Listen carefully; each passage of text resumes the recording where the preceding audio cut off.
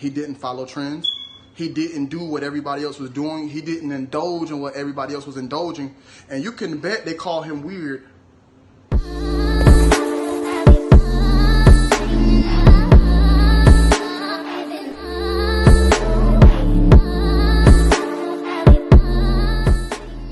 How you doing, YouTube? This your boy YC. Go ahead and hit that bell below if you haven't already. As you can read by the title, today we're going to be talking about being a survivor. Being a survivor to me is about endurance by itself. Plainly put, I was raised by a single mother. 4 of us, being my brothers, were raised by my mom, single. So she instilled a lot of principles and morals into us. And I'm only going into context in depth because I need you guys to read the context in which I'm going to tell you this.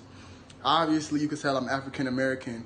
The way that my mom raised me and my brothers were, of course, we were raised in, I don't want to say of course, but we know the normal stereotype dichotomy of the single mother raising black children. The point that I'm making is my mother exasperatingly told us when we grew up the statistics that were against us. One was supposed to be dead, the other one was supposed to be in jail, the other one, who knows, God knows what. Only one of us is supposed to make it.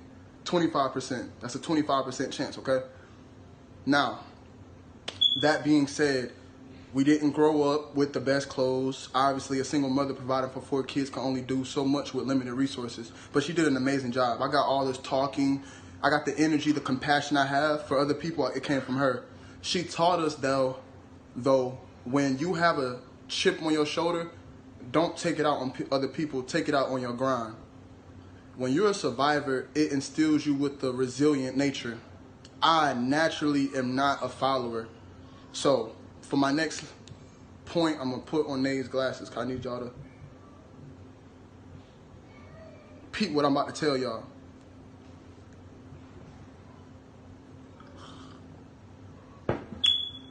My uncle's a pastor. So gratefully to him, he taught me about the Bible. Don't stop this video. This is probably one of the most important lessons y'all about to learn in y'all life. My uncle is a Christian pastor. Who knows what Christian means? Christian, when we break it down, is to be Christ-like. Okay? Christ-like, breaking down I don't want to say the etymology, but the signifying meaning behind that is to be different, to be other than. We can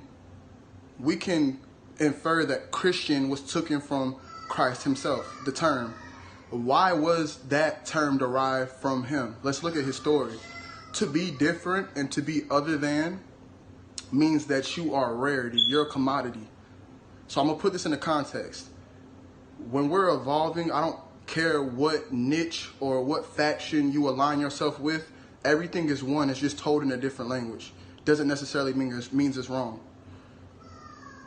We have to evolve away from following other people because Christ was the one going against the 99 people. I need you to realize there are 100 people all together, percentage-wise, but the one person that went against the whole town and let them stone them, even when they tried to tell him was wrong, he never buckled against his beliefs, was Christ. The only way he was able to succeed and be successful in that was to be different. He didn't follow trends. He didn't do what everybody else was doing. He didn't indulge in what everybody else was indulging. And you can bet they call him weird. You could bet that they wanted to defy him, but there are a few people out there that align themselves with his morals and beliefs, and they also wanted to become different or other than. Now let me take this off.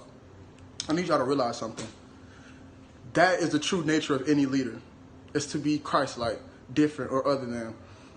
If I follow the trends, the following that we have that's following us will be affected by the mass majority of following people.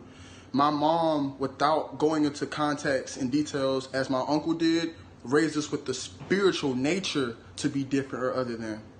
With that being said, I do not follow trends and I encourage other people not to. The grand scheme of what the stories that were told in different factions, and I use factions because I don't want to use the R word, is that there's going to come a time in your life, in the evolution of mankind, because everything is a loop, it's going to come back to the time, and that's the time that we're in right now. You have a majority of people that indulge and they do a lot of things that your own morals might not align with, but you're not spiritually strong enough to survive without the attention of the majority to be looked at as different. Thanks to my background, I grew up always left out. I never got picked on, thank goodness, because of my nature and my stature and the edge that I was given, but I wasn't never easily accepted. Neither was Christ. When you don't follow trends, don't expect it to be accepted. But every great leader was once a great follower. It's by experience.